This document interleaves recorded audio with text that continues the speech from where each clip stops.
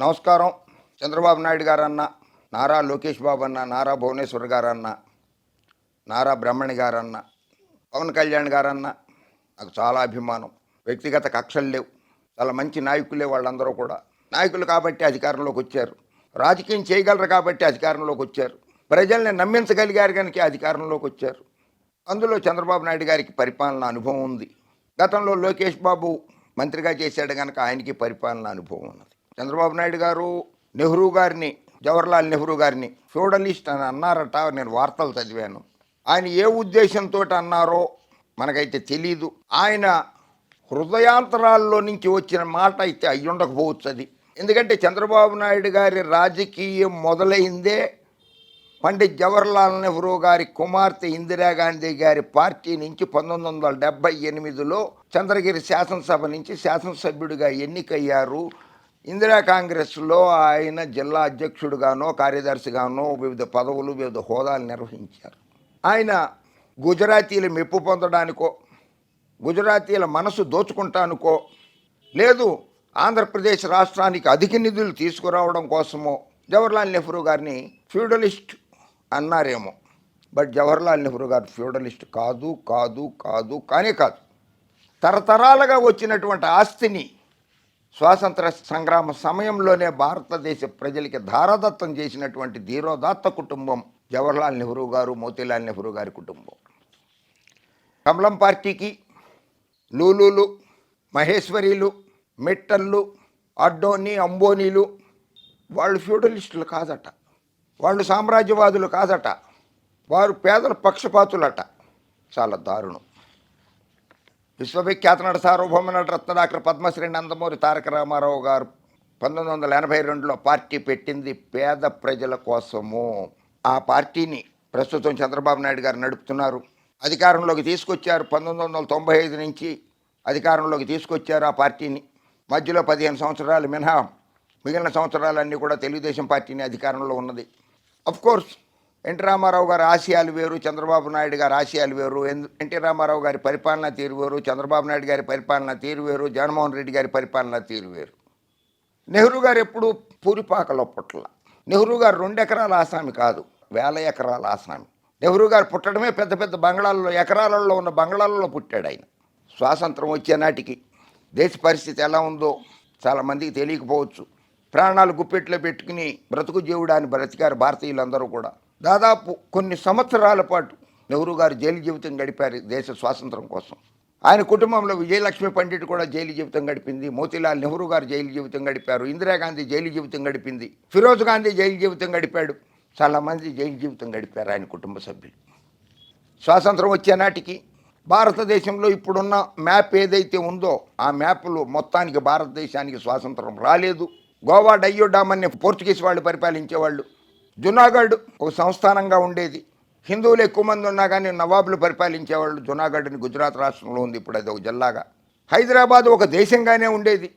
నైజాం నవాబులు పరిపాలించారు. 1948 సెప్టెంబర్ 17 నాడు భారతదేశంలో విలీనమైంది.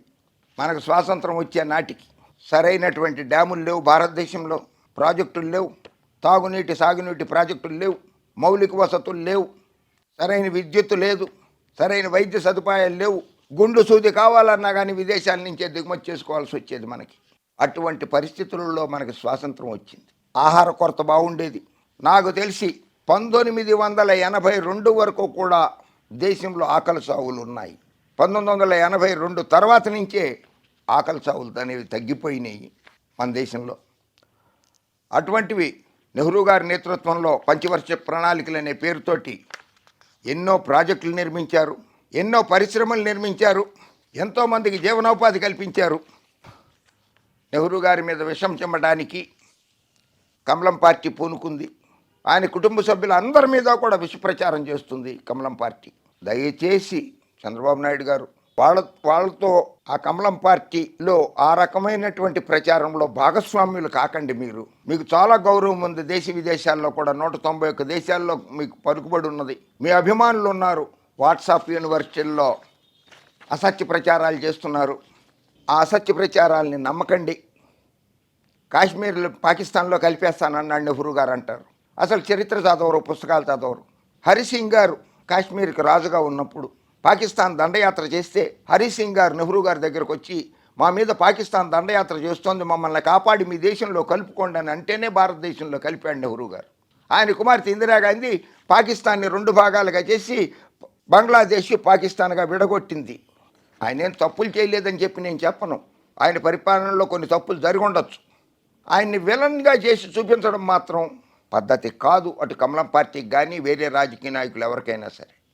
అలహాబాద్ వెళ్ళి చూడండి, ఆ ఇల్లు ఎంత బాగుంటుందో, ఎన్ని ఎకరాలలో ఉన్నదో ఆ ఇల్లు. తీన్మార్క్ చూడండి, ఢిల్లీ వెళ్ళి ఎంత బాగుంటుందో, ఎంత విశాలమైన భవనంతో అది. అవన్నీ కూడా భారత ప్రభుత్వానికి రాసి ఇచ్చేశారు నెహ్రూ గారి కుటుంబం. ఆంధ్రప్రదేశ్ రాష్ట్రానికి ప్రత్యేక హోదా ఇవ్వరు. ఆంధ్రప్రదేశ్కి నిధులు సపోజ్ ఒక 20,000 కోట్లు కావాలంటే ఒక 5,000 కోట్లు 6,000 కోట్లు విధులిస్తున్నారు. అమరావతిని రాజధానిగా కట్టుకుంటాము, ఓ 1,50,000 కోట్లు అవుతుంది దగ్గర దగ్గర. ఇమ్మంటే మేము ఇవ్వం, కానీ నువ్వు అప్పు తెచ్చుకో, అప్పుకు మేము షూరిటీ ఇస్తాము. అప్పు ఆంధ్ర రాష్ట్ర ప్రజలే తీర్చాలి, షూరిటీ ఇస్తారు వాళ్ళు, కేంద్ర ప్రభుత్వం ఇవ్వదట. అలాగే గుజరాత్కి ఎన్ని వేల కోట్ల రూపాయలు ఇస్తున్నారు, బీహార్కి ఎన్ని వేల కోట్ల రూపాయలు ఇస్తున్నారు, ఉత్తరప్రదేశ్కి ఎన్ని వేల కోట్ల రూపాయలు ఇస్తున్నారు. మా ఆంధ్రప్రదేశ్ ఏం తప్పు చేసింది, నిధులు ఎందుకు కేటాయించరు, అమరావతికి నిధులు ఎందుకు కేటాయించరు, అమరావతి రాజధాని నిర్మాణానికి పూర్తి బాధ్యత కేంద్రమే వహిస్తుంది, పూర్తిగా కట్టి ఇస్తుందని చెప్పి ఓ ప్రకటన చేయండి. మహారాష్ట్రకి నిధులు కేటాయిస్తారు. విభజన హామీలనైనా పూర్తి చేశారా? తెలుగు ప్రజలు ఏం అన్యాయం చేశారు? విభజన హామీలనన్నా పూర్తి చేయండి కేంద్ర ప్రభుత్వం నాయకులారా, భారతీయ జనతా పార్టీ నాయకులారా. ఆంధ్రప్రదేశ్ ప్రజల్ని కాపాడండి, ఆంధ్రప్రదేశ్ ప్రజల్ని ఆదుకోండి. వాళ్ళు హక్కులే అడుగుతున్నారు. విశాఖ ఉక్కు ఆంధ్రుల హక్కు, ఆ ఉద్యమంలో నేను కూడా పాల్గొన్నాను. విశాఖ ఉక్కు ఆంధ్రుల హక్కు ఉద్యమంలో నేను కూడా పాల్గొన్నాను. ఎంతోమంది ప్రాణాలు కోల్పోయారు పోలీస్ కాల్పుల్లో కానీ, బస్సు దహనాలు చేస్తూ మరణించిన వాళ్ళు కానీ ఎంతోమంది ప్రాణాలు కోల్పోయారు.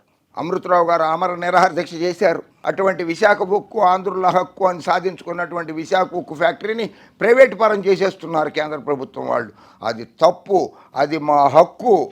జగన్మోహన్ రెడ్డి గారు ముఖ్యమంత్రిగా ఉండగా దాన్ని ప్రైవేటు వ్యక్తులకు అమ్మద్దు, ఆంధ్రప్రదేశ్ రాష్ట్రానికి అమ్మండి, ఆంధ్రప్రదేశ్ రాష్ట్రం కొంటుంది, ఆ కార్మికుల బాధ్యత కూడా ఆంధ్రప్రదేశ్ రాష్ట్రమే తీసుకుంటుంది, దాన్ని లాభాల్లోకి తీసుకొస్తుందని చెప్పి సాక్షాత్తు వైజాగ్ సభలో ప్రధాని నరేంద్ర మోడీ గారి ముందే జగన్మోహన్ రెడ్డి గారు ప్రాధేయపడ్డారు విశాఖ ఉక్కు కర్మాగారాన్ని అమ్మద్దు అని. సింగపూర్ లాగా అభివృద్ధి చేస్తాం, చేయండి, తప్పకుండా చేయండి. రాష్ట్ర ప్రజలందరూ సంతోషిస్తారు. ప్రతి ఇంట్లో చంద్రబాబు నాయుడు గారి ఫోటో పెట్టుకుంటారు సింగపూర్ లాగా కనుక చేసేస్తే. అలా చేయడానికి ఆ దేవుడు మీకు ఆయుష్ కల్పించాలని నేను కూడా ప్రార్థిస్తున్నాను, ఆంధ్రప్రదేశ్ రాష్ట్ర ప్రజలందరూ కూడా ప్రార్థిస్తారు. సింగపూర్ జనాభా ఎంత, సింగపూర్ వైశాల్యం ఎంత, అంతా కలిపి హైదరాబాదులో 4వ వంతు 3వ వంతు. దాంతో మనకు సారూప్యం ఎందుకు సార్, దాంతో మనకు పోలికలు ఎందుకు సార్? సింగపూర్ కూడా ఒక 50 సంవత్సరాలు తండ్రి కొడుకుల చేతుల్లోనే పరిపాలించబడింది. కుటుంబ పాలనలో ఉన్నది అది కొంతకాలము. అయినా సింగపూర్లో అవినీతి తాండవిస్తోందని చెప్పి ఆ సింగపూర్లో ఒక మంత్రి గారిని జైల్లో వేశారు. నెహ్రూ ఆర్థిక విధానాలు, అప్పుడున్న ఆర్థిక పరిస్థితులను బట్టి, అప్పుడున్న విదేశాంగ విధానాన్ని బట్టి ఆయన చేసిన సంస్కరణలు అన్నీ కూడా గొప్పవే. నెహ్రూ గారిని ఫ్యూడలిస్ట్ అనకండి, మీకున్న గౌరవాన్ని మీరు తగ్గించుకోవద్దు. మీరు గొప్ప రాజకీయవేత్త, గుజరాతీల వలలో పడద్దు, వాళ్ళు రెచ్చగొడితే మీరు రెచ్చిపోకండి. జై హింద్.